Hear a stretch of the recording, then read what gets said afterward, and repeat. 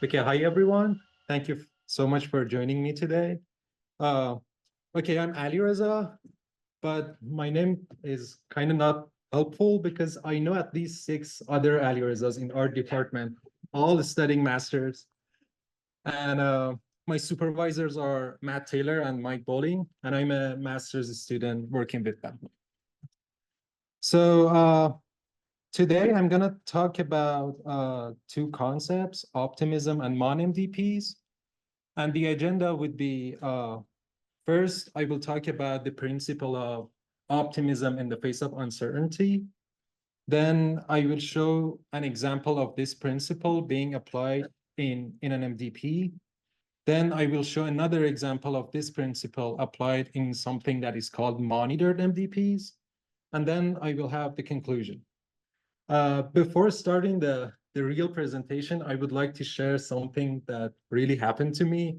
And that was, I was very doubtful and hesitant to present the stuff that I'm going to present because this is an ongoing project and it's not completed any at all. So I was thinking, should I wait for it to be completed or just go for it? Then I realized nothing would be greater than applying part of my research to myself before designing any agents. And that part of my research was to be optimistic in the face of uncertainty, for real. So what does this principle say? This principle says one should act as if the environment is as nice as plausibly possible. The first time I came across this sentence was by reading the Bandit Algorithms book. And as a result, if you want to know more about this concept, what it means algorithmically, I suggest you to talk to Chaba or talk to Tor, the authors of that book. So this is the principle. Let's apply it on a grid world. Of course, feel free to email me. Because if everything's grounded on this, maybe it would be good for us to know it instead of going off to the library. Can you elaborate a little bit more about I will get to that point because that's the, yeah, exactly. Okay. But I can say it's up to interpretation. But that's the whole point of this talk.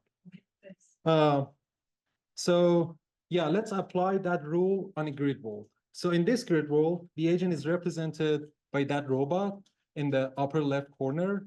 And the goal is to get to the flag cell on the upper right corner. In this environment, the agent, as I said, should get to the goal. And by getting there, the agent would be rewarded by the value of 1. The agent should avoid those 2 toxic clouds in the middle because they have the reward of -10. And the agent also should avoid the walls and should not bump into the walls because they would yield a reward of -1. And in this problem, for simplicity, I would consider that the discount factor is 0. So action values would be equal to immediate reward, sorry. So this is the setting we are facing right now. And let's apply that principle on this domain. So as I remember, this principle was saying one should act as if the environment is as nice as plausibly possible. So as Martha said just right now, what does it mean? Then we need to have some assumptions. So for example, if the environment or the problem was discounted, and the reward was bounded, then there was a specific value to assign for each action value at the beginning. That plausibly possible would meant the biggest possible value. Right now, I don't have any assumptions on my environment. So my interpretation was that at the beginning, the agent would assume for every state pick action pair of the environment, the action value would be infinity. This is the interpretation. Can I move on or still unclear? You can move on, I'm just a little worried about this assumption. Please go. Sure. So I'm gonna zoom in and show just two cells and what's happened in the interaction for those two cells that I'm indicating with a red border around them. So these are those two cells. So initially, the agent is happy and it assumes that moving to the right would give it a reward or a value of infinity. Here, the discount factor is 0. So if I say value or reward, both of them mean the same thing. So initially, the agent thinks, okay, the reward or the value of going to the right would be infinity, but the agent does the action and realizes that, no, the reward was -10. I have brought back the agent to its initial place. So the agent went right, did something, but realized that the reward for this transition is -10. I have brought back the agent to its initial place. The agent is still unhappy and have a bad mouth from the previous interaction. And it thinks that, okay, let's consider the left action. Still, the initial belief was that the value would be infinity. The agent tries this action and realizes that, oh, this is not infinity, this is -10, -1. And the same for moving upward. And again, the agent realizes that the reward is -1. And at the very end, the agent tries going down and realizes that, okay, the reward is 0. It's not infinity, but at least it's better than the other actions around it. So the agent tries to go down. We can see that if we apply this principle for every state action pair in the environment, this principle can find the optimal policy. Just a second. The only caveat that I didn't discuss was that we need discounting in this problem. But I guess I gave the intuition that if we do this principle on every state action pair, the optimal action would be specified. Martha. Assumption said that the value of every state, not the reward, said nothing about the reward, said the value of every state is infinite. And depending on how I update those values over time, if I'm either incrementing them or decrementing them by a finite number, I'm still going to have an infinite value for how that state. So how does he decide then? Because countably infinite is countably infinite, right? Yes. So, or even if it's not countably infinite. So how then does he make a decision, the agent, to get where he's going if I'm really not able to change those values? Yeah, that's a very good question. Here, I'm assuming I replace the value. So there is no summation or subtraction happening. I replace the value of plus infinity. Yes. Okay, thank you. So yeah, this is the takeaway. OFU finds the optimal policy on this domain. I'm gonna change the problem slightly, make it slightly different. So before applying the change, I want to motivate where that change comes from. So consider a real world scenario. This time I'm the agent and we have my supervisors on the other side. Suppose I'm writing a paper and I ask them, how's my writing? Then they would respond, awesome. But unfortunately, in reality, they would say terrible. My point here is that in both of the cases, this is up to me. This is me who should ask, okay, please take a look at my writing and tell me how it looks like.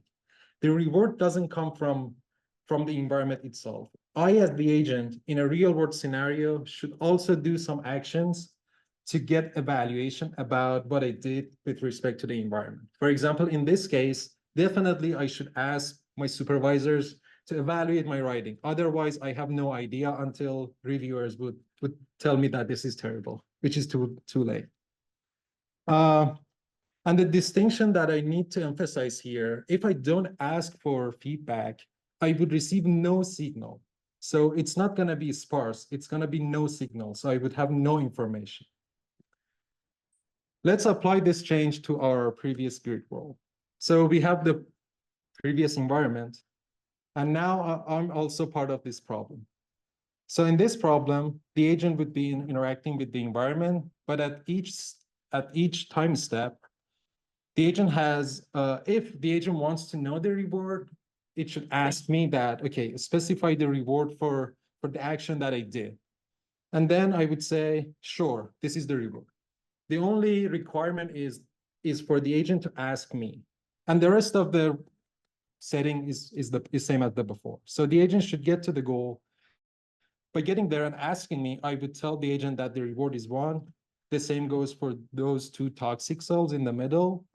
The agent still should avoid the walls, and the discount factor is 0. So action values and immediate rewards are the same. Now let's apply the principle of optimism in the face of uncertainty on this domain. So again, I'm going to zoom in for those 2 cells at the upper left corner. But this time, I'm also would be part of the problem. And as I was practicing, this was something that I just noticed, that I didn't notice that I forgot to change the mood of the agent. So me being part of the problem has already made it sad. So what happens? The agent has the initial belief of transitioning to the right would be equal to getting a reward or a value of infinity. And now when it comes to asking, the agent becomes nice. So the agent asks me, okay, what's the reward of this transition? And I would say, okay, the reward is -10. And then the agent updates its belief and make it -10. But then at this point, something quite bad starts to happen. And that is, the agent starts to think, okay, if I don't ask for the reward, I can ignore whatever is happening in the environment and I can keep my initial beliefs. So the behavior that the agent starts to develop would be, okay, I would never ask, because if I ask for reward, the reward that I would get would be less than infinity. So it's better to not ask for reward and keep the infinity belief that I had in the beginning. And again, as a reminder, the same thing happens for every state action pair of the environment. So what ends up happening is that the agent would follow a random uniform policy with wrongly assuming that they have a value of infinity. So it's going to be a suboptimal policy. So the takeaway for this part would be the principle of optimism in the face of uncertainty fails to find the optimal policy because the agent doesn't ask for reward and keeps its wrong beliefs about the environment. So right now I'm working about, do you have a question? Yeah, sure. Should I get back? It's all right, like I think I can. Okay. It's just about this, I think, like, so is it that you want the agent to minimize the number of times it asks you as well, or is that not a consideration at all, or what exactly? I didn't, yeah, exactly. So I didn't make asking costly. You can do that, but here asking was not costly. So the agent was free to ask me. So when it's free to ask you, why is there any need for exploration through optimism as such? Maybe maybe that is the point of the Yeah, sure. But I wanted to understand that if it can ask you like what is the role of the agent in terms of exploration, like asking you or like actually exploring in the environment. So okay, if I understood correctly, maybe the question is what role I play with respect to the agent environment interaction. So I want to make it explicit that the reward that was assigned to each cell was coming from a person, from a system. And the agent should also pay attention to that person, to that system. I mean, if you remember my interaction with my supervisor, I'm also writing a paper and my interaction is the paper and the reviewers. But in order to get some feedback before then, I need to ask my supervisors. Diego. It's also not clear what is the action switch. Like it's like combined. Is the agent taking the 2 actions? Yes, the agent is taking a joint action. One is with respect to the environment, the other is binary, ask or not ask, but they happen jointly. Martha? The supervisor Yeah. In this case, be part of the environment. Why is it? It can be part of the environment, but then we cannot reason explicitly about that.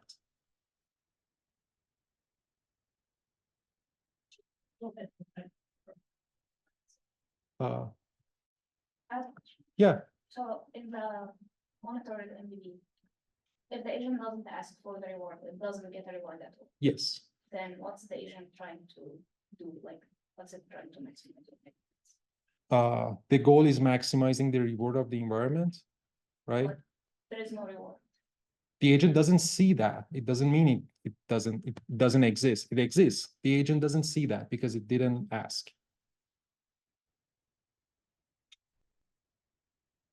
Alex? I can see why this would be a problem with when you initialize the action value to infinity. Does it also occur under other like initialization conditions, like some sort of like outlier, like a random initialization? So no, it doesn't happen there. And that's why I chose optimism in the face of uncertainty. It says you need to act as not, you need to think that the environment acts as nice as plausibly possible. So random initialization is not as nice as plausibly possible. It needs to be optimistic. If it's discounted, you can think of the maximum of the reward divided by 1 minus gamma, if you consider the geometric sum of the values. Here, I didn't have that assumption, so I assume, okay, this is infinity. Can you clarify what the objective is? The objective to maximize the reward that you may not be able to see. If that was the case, then why wouldn't you always prefer to see it? Since you care about it, whether it happens, whether you see it or not, might as well see it. But if you doesn't see it, you can have some wrong beliefs. That's the point. So why don't you always want to see it? Because it's gonna be less than what I assumed before. If you only care about what happens, then why don't you want to see what happens? Because it's worse than, I don't want to face the reality. I would put it in this Because way. it happens anyway, so Yeah. you do want to face that reality. You do care about it. If I ask. If I don't ask, then I can blindfold myself. So that's what I'm trying to ask you. Are you saying that if you don't ask, then you don't care? Yes. Well, then why don't you never ask? Yeah, the agent never asks. That's exactly the point. Why isn't that perfect? Since you said you don't care, the objective is not. What is the objective? Is the objective to maximize the rewards, whether you Yes. ask or not, or is to maximize, what is the objective? The objective is to maximize the reward of the environment. Whether you ask or not, Yes, then why don't you always ask? because the discount factor here is 0, and I can keep my initial beliefs about my values, which were infinity, and it's gonna be greater than asking for reward. It's not greater than what actually happens to you. Yes, So I think that's where the disconnect is. There's what actually happens to you, and then there's the hallucinations you have in your mind about what the perfect world would be. And people can hallucinate, but actually bad stuff can be happening before good stuff. Who knows, right? So that, I think that's the question that everybody's trying to get. yeah, exactly. Yeah, but that's not exactly, like, we don't understand the problem. I think is the main thing. It doesn't make sense to us. And there's probably something here that we're missing, but it doesn't make sense to us. Maybe you can help us. Yeah, sure. Okay, I see some hands, maybe, It's a related question. yeah, It's like, I feel like the signal from the space described is that you are in a dream world, kind of, the robot, okay, I'm describing the robot, since that's problematic. Hmm. The robot is drugged up and happy and in a dream world, and by asking you for advice, it disfuses the robot of that. I'm just not sure that the modeling here is capturing why it would be bad for the robot to actually be, consistently drugged up in the dream space for everything all the way through. okay, so, And mischaracterizing it, or am I missing? So point here is I'm empowering the agent to specify, does it need to see the reward or not? I'm giving this ability to agent to specify, okay, I as the agent specify at this moment, I need to be evaluated. I'm giving this power to the agent. So is it an action to ask you? Yes. But I just feel like as a model, like, it would be better not to ask you. Why would it be better not to ask? Because if the signal doesn't become real until. Alireza told us, I heard you say, you care about it, even if you don't experience it.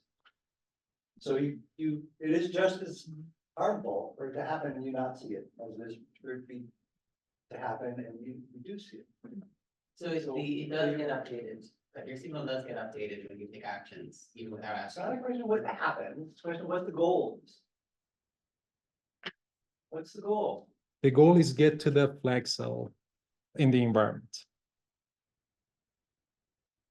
Well, the goal has to be something like to maximize. Maximize the reward of the environment. So which is independent of what the agent sees. Yes.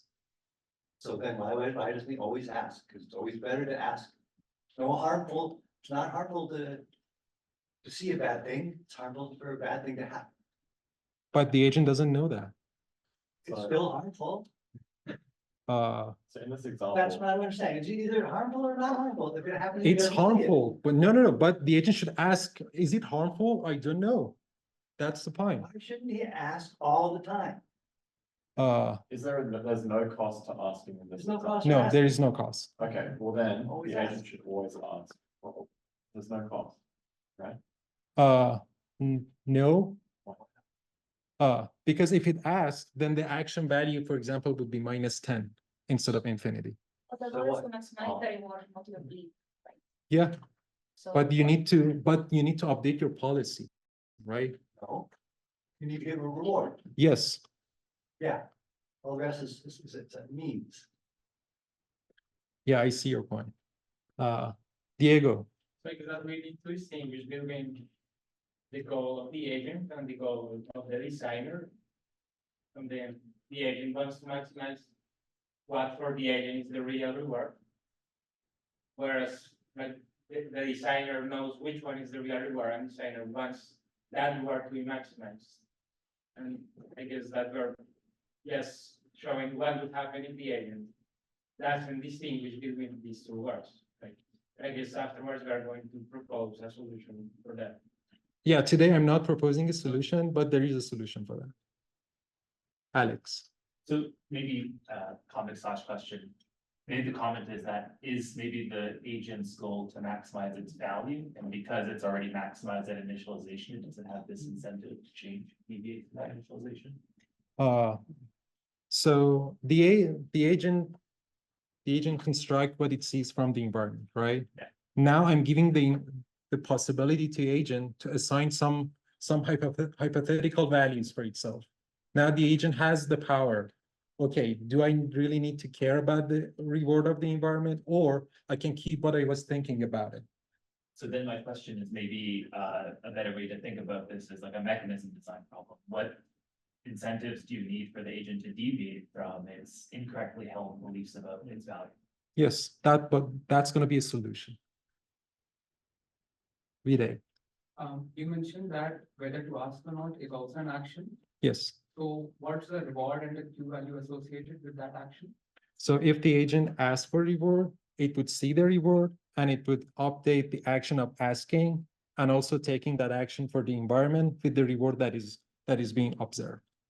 Okay, that's part of the Q table, for example. There is also another table that corresponds to not asking that would never be updated.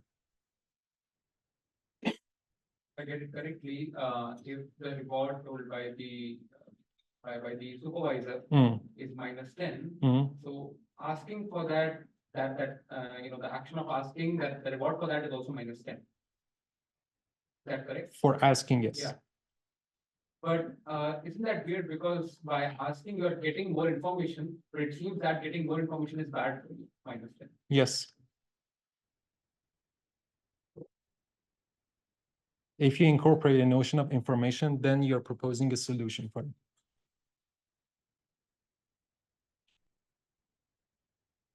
Alex. Sorry to keep bugging you, but the action value for asking is it also initialized to infinity? So Yes. wouldn't you query all of them eventually? Yes, but you would just update those that corresponds to asking. Suppose you have two tables, asking, not asking. The asking part would be only updated. But you're greedy with respect both of them. You're saying that non-asking will always be data. Yes. And how would the agent know the cost to asking? So I'm not incorporating any cost here, but if I wanted to do that, the reward that I would have been given to the agent would be R minus that cost. But here the cost is 0. Wow. The action values are being learned for if you ask, or if you don't ask. Yes. The behavior is random uniform at the end. Yes. Is it the case that the slice of action values is for the yes to ask option that is near the optimal action values of the real MDP? Yes. Okay. I can see it. Okay, so how are we doing with time? I'm close to the end. Yeah. Okay. It over the like we asked a lot of questions. Sorry. Okay.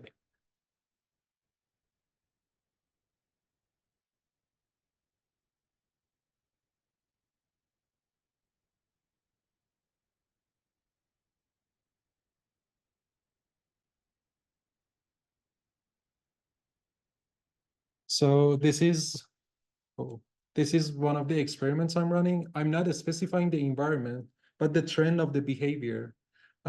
It's very dependent on the environment, because in an environment, maybe the random uniform policy would be the optimal and there would be no problem. But if the random uniform policy is not the optimal policy in that environment, then optimism in the face of uncertainty would be problematic, because there would be pretty much a consistent trend of how this principle works.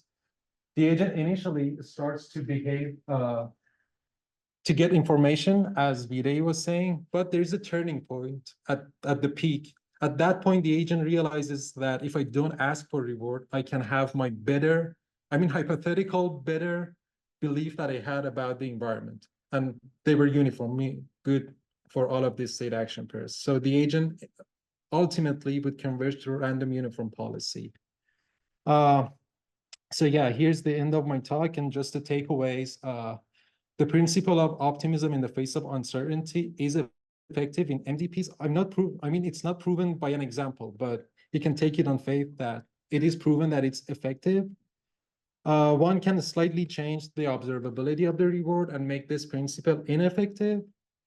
And there's a need for an algorithm based on optimism in the face of uncertainty that is cautious with respect to this unobservability. Thank you.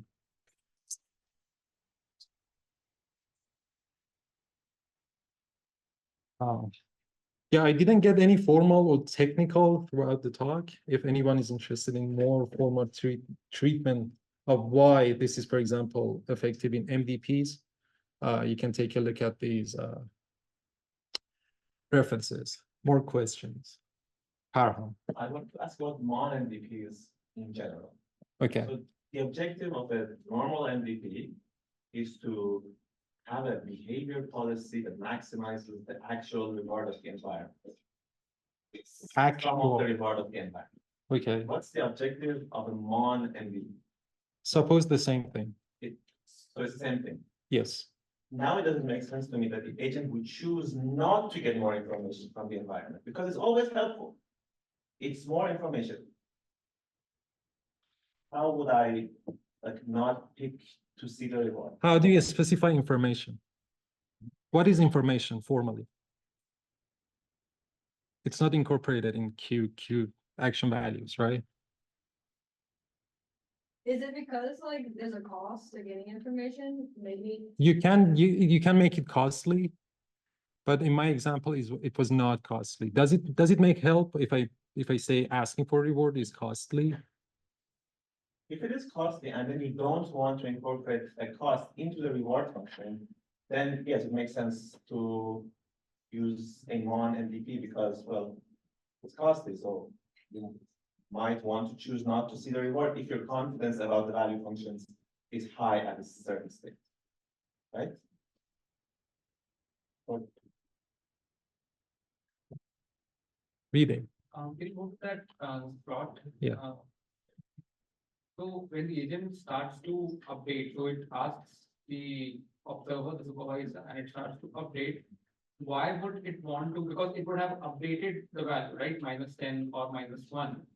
Why would it want to go back to its previous -infinity? Because now it knows that it is -10, right? So why would it want to go back and stop? Because now it's getting to know more the environment. It's like, I'm driving a car and there's an instructor, and if I crash, now getting crashed is a bad thing, so I don't want that, but still it's helpful for me to know that getting crashed is a bad thing.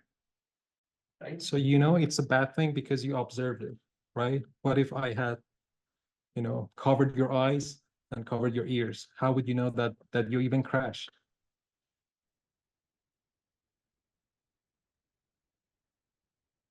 Eden. Yeah, so I have a question about how the information about the reward is provided. When the agent asks to see a reward, is the reward given as the actual reward? to the Yes. agent? Or, okay, so it's not as part of the observation. No. So in that sense, okay, so it's like a one-step model, except for the reward is actually propagated back to the agent. Sean. First, we talk, I understand what is the Mon-MDP, but I have questions about the factor of the agent's hallucinations. So in your case, the agents has a really positive hallucinations to the environment. Basically, just the same. If they're not asking the teacher like you, so they will always get the infinite rewards. But what if the agents is a super not optimistic? So this thing is a really bad. But if once they ask the teachers, they can get some. Oh, actually, so the real world is not that bad. So it seems that the hallucination of the agents do important for the policies, final policies. And do you consider this as also one factors in your problems? So I didn't want to get very technical about how we initialize the action values. I thought infinity would be easier to talk about. But if we want to make it formal, then okay, what's the problem? Is it discounted? If your reward are bounded, then there's a geometrical sum over your return, right? Because your reward is bounded, you can take the maximum reward out of that summation, and then the geometrical summation would be end up 1/1 minus gamma, right? Times the maximum reward, that would be, instead of the infinity, you would use that. But still, that would be the highest possible value. So it would have made no sense and no difference, because any other action would be at maximum equal to that value. But I think you're also asking, like, in general, what if your agent were like pessimistic, just had so much anxiety and like, but I think you're making your case is only for optimism based on uncertainty. So we don't care about pessimism. Yes. So Only for optimism. yes, so in the second paper, why posterior sampling is better than optimism for reinforcement learning, they are proposing a method better than optimism, but they show that optimistic initialization or beliefs makes the regret with respect to the environment be sublinear, right?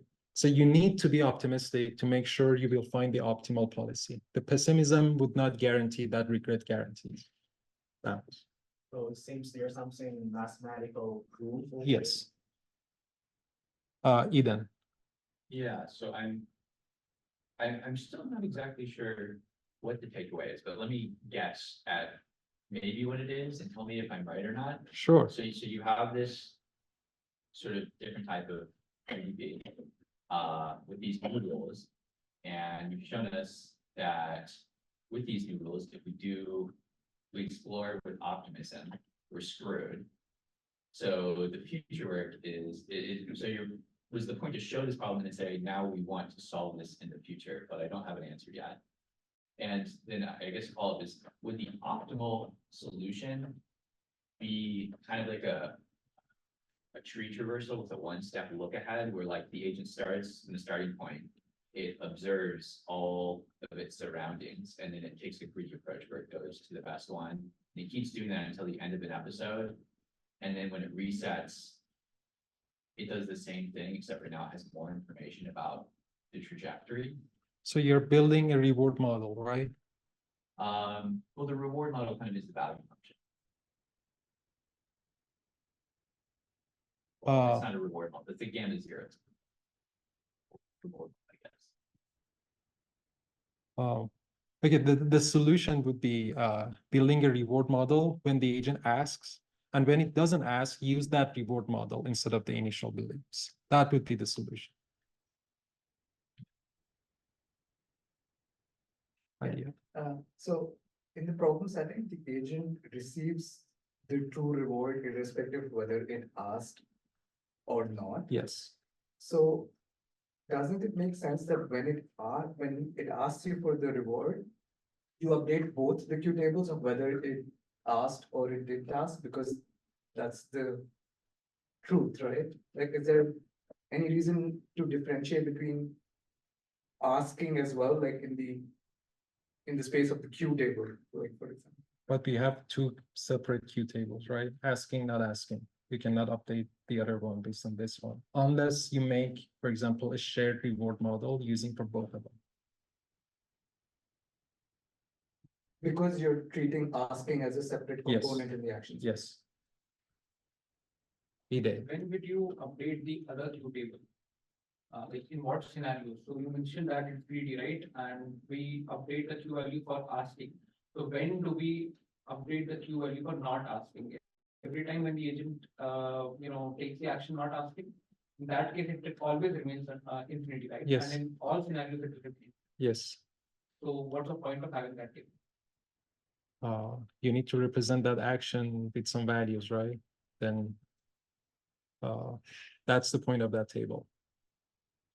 So if I had not initialized all of these to infinity, then in that case, and given that there's no cost to ask, then the agent would always prefer to ask, right? Yes, if it's not infinity. If it's not the maximum possible value, yes. Yeah. So in that case, the agent will just care about the asking table and not the not asking table, because there's no cost in it. So do you think having the cost will be necessary in that case? So are you optimistic or not for that table? So suppose I have not initialized them to infinity. No. Is it the maximum return? It doesn't have to be infinity. For this talk, I selected infinity, but it could be a real value, but the maximum possible value. Yeah, so that. If it's not costly, then there would be still the same problem. Okay. I cannot see the time up here. Yeah, it's good. Yeah.